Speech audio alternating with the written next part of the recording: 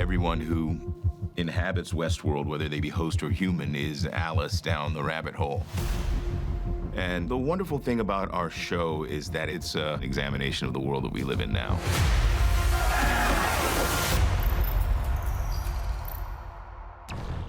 I think one of the hardest things about shooting at a location like this is just capturing the sense of scale and scope that you experience being here in person.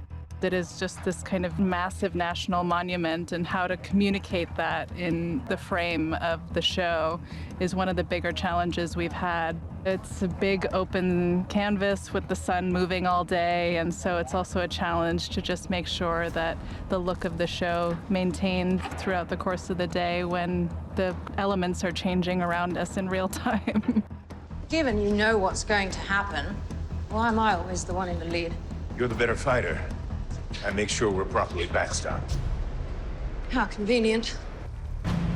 Bernard has spent many years inside the sublime, exploring the various realms of possibility. And each time, he comes up with the same conclusion, that there's no pot of gold at the end of the rainbow. He still hasn't given up, though.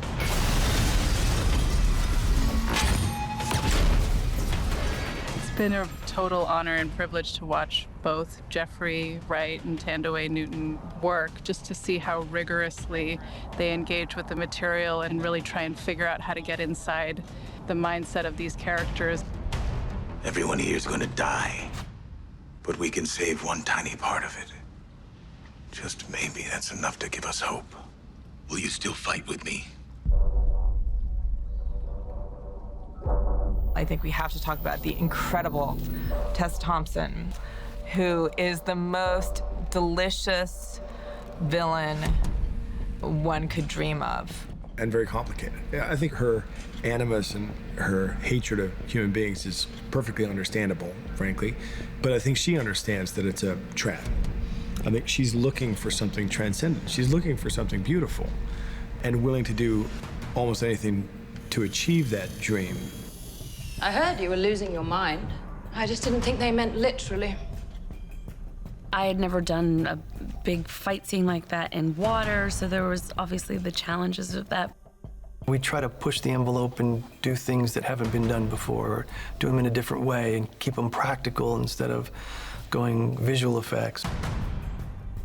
One thing that was also really interesting is we had some drone hosts performing, and they couldn't stay in the water too long because of their drone suits would get waterlogged because they're kind of spongy, and so they just take all the water in and sort of suck it in.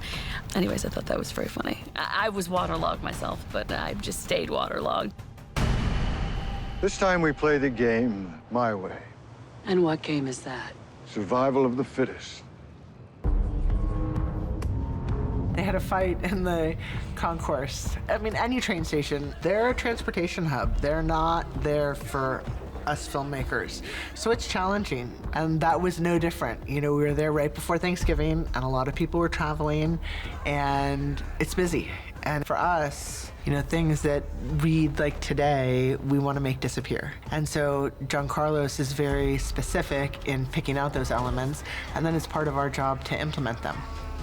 We had a really glorious experience going back and shooting all over Manhattan with our cast. You know, Evan and Tessa, but maybe more than anyone else, Ed. Watching Ed kind of in and amongst the crowds in New York City, sort of like a predator making his way through a Fox in the Chicken House, was a lot of fun. It's like he's playing Red Dead Redemption, but Manhattan style.